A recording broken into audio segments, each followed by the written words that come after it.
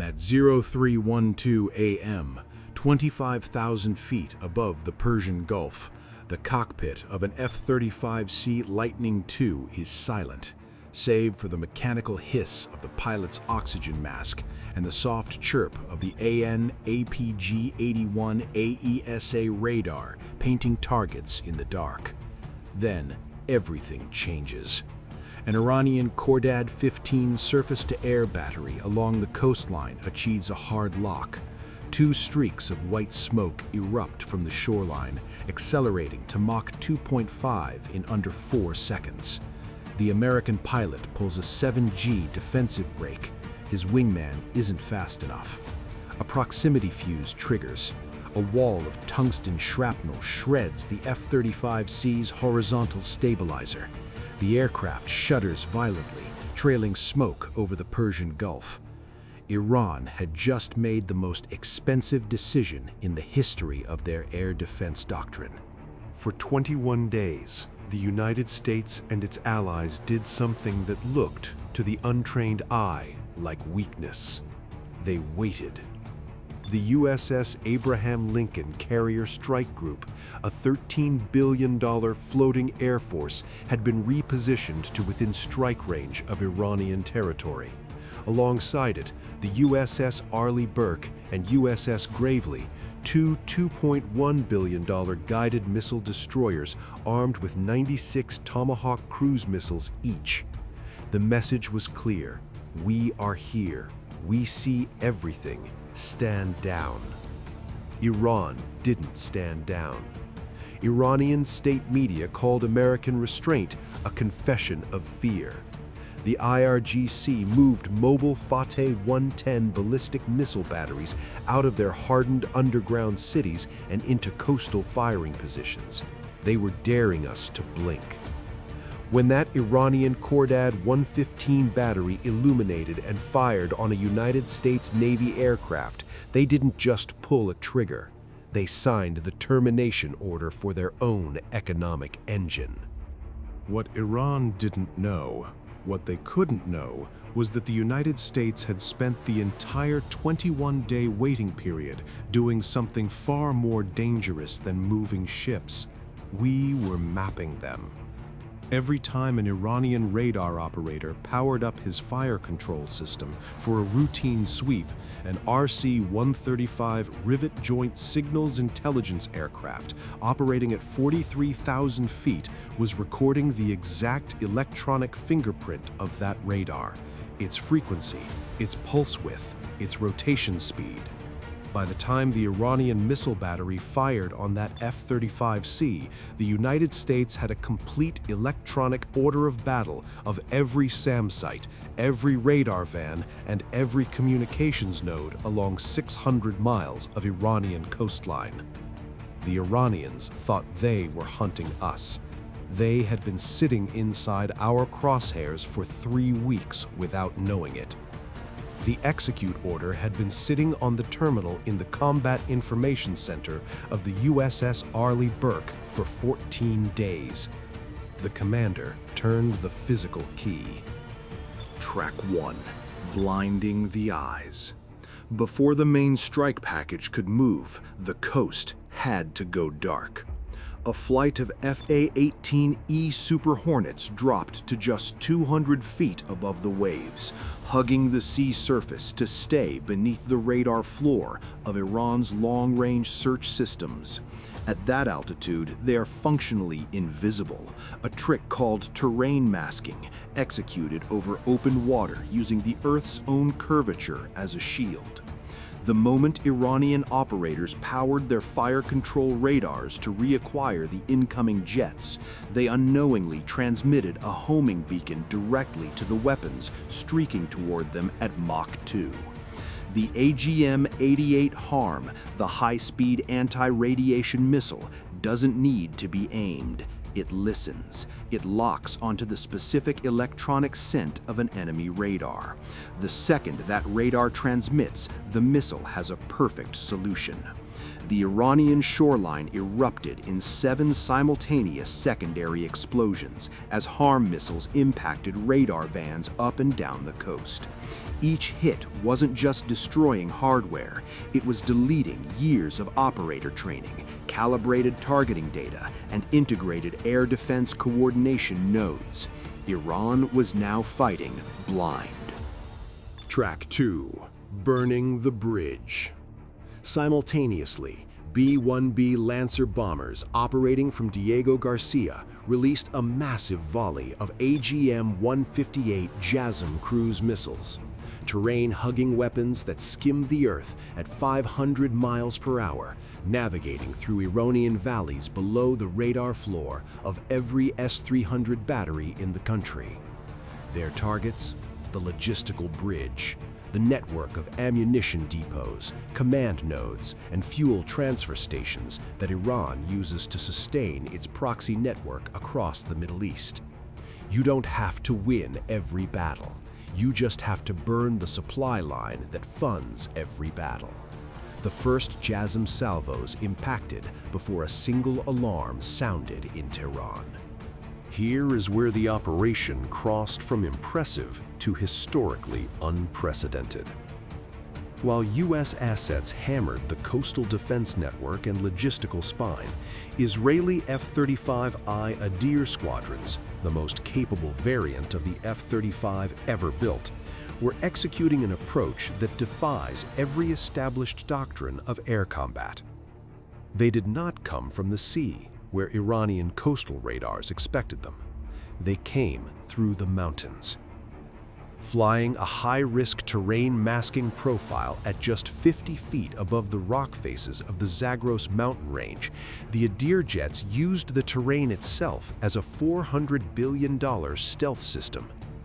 At that altitude, they were acoustically and electronically invisible to every long-range sensor Iran possessed. Iranian air defense operators at Asaluyeh, protecting Iran's most critical economic asset, saw nothing but ghost returns on their screens. 30 seconds before the Israeli jets crested the final ridgeline, EA-18G Growler electronic warfare aircraft flooded Iranian radar frequencies with a perfectly crafted digital phantom, the electromagnetic signature of a massive formation of B-52 bombers approaching from the sea. Iranian SAM crews swiveled their S-300 launchers toward the ocean to engage a threat that didn't exist. The real threat was already behind them. The target was the Asaluyeh petrochemical complex, the economic heart of the Iranian regime. Destroy this facility and the cash flow to Hezbollah, Hamas, the Houthis, and every other proxy Iran sustains across the region dries up within 90 days. This is not a military target, it is the Treasury. The Israeli pilots didn't aim for the storage tanks. Those are replaceable in months. They hunted the long lead items, the massive custom-built distillation towers. These 200-foot steel giants operate under enormous internal pressure. They take years to manufacture, years to install, and cannot be sourced under Western sanctions.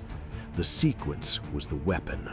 Spice 2000 precision munitions with delayed fuse logic hit first. Hardened penetrator tips punched through 15 feet of reinforced concrete, burying the warheads deep into the subterranean gas feed manifolds beneath the towers. Seconds later, detonation.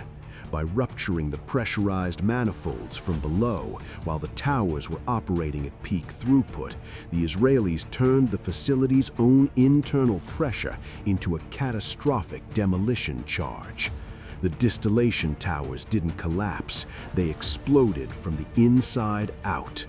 A thermal bloom erupted over the Persian Gulf so intense it scorched the paint off Iranian patrol boats miles offshore. The U.S. then delivered the trap's final layer. From the deck of the USS Arleigh Burke, Tomahawk Block 5 cruise missiles, each carrying a 1,000-pound warhead, guided by GPS to within 3 meters of its aim point, slammed into the seawater intake valves and cooling pumps of the entire facility. A petrochemical complex without cooling infrastructure, already in thermal crisis, undergoes total thermal seizure. Steel structures warp and fuse. The ground itself vitrifies into a graveyard of molten glass and twisted metal. Iran didn't just lose a facility, they lost a decade of sanctions-proof revenue. Desperation is a weapon that explodes in the hand of the person holding it. As the fires at Asaluyeh lit up the horizon, Tehran issued a single order: deploy everything. Iranian crews were pulled from their bunks and told to move mobile launchers from underground tunnels to coastal firing positions under combat conditions, in the dark, under a coordinated enemy strike. The friction of war began to take its catastrophic toll. On U.S. satellite feeds, operators watched an IRGC Fateh 110 short-range ballistic missile suffer a Stage 1 ignition failure while still on its rail, turning the launch vehicle and its crew into a 30-foot blowtorch before it left the ground. But volume is its own kind of quality. Iran launched a saturated swarm, hundreds of Shahed 136 loitering munitions, mixed with Qaem-1 ballistic missiles and newer anti-ship cruise missiles, all targeting the U.S. carrier strike groups simultaneously. Their strategy was simple: overwhelm the kill chain. They didn't understand what they were flying into. The USS Arleigh Burke and USS Gravely moved into a shotgun formation, a defensive posture designed to create overlapping coverage arcs. As the Iranian ballistic missiles reached the apex of their parabolic arc, the Israeli Arrow 3 system engaged them in exo-atmospheric space, outside the Earth's atmosphere, where there is no air resistance, no chaff, no countermeasures. At those altitudes, the Arrow 3 doesn't use a warhead. It uses kinetic energy, slamming into the incoming missile at 5,000 miles per hour with the force of a freight train moving at Mach 6. The Iranian swarm was being systematically dismantled before it crossed the maritime boundary. Then, Iran played what they believed was their final masterstroke: saturation masking. Hundreds of low-altitude engine-powered drones, thousands of radar-reflective decoys, all launched simultaneously to clog the Arleigh Burke's AN/SPY-1D radar with so much digital noise that a single Khalij Fars anti-ship ballistic missile, a weapon specifically designed to kill aircraft carriers, could slip through the chaos undetected. The logic was sound. The execution was fatal.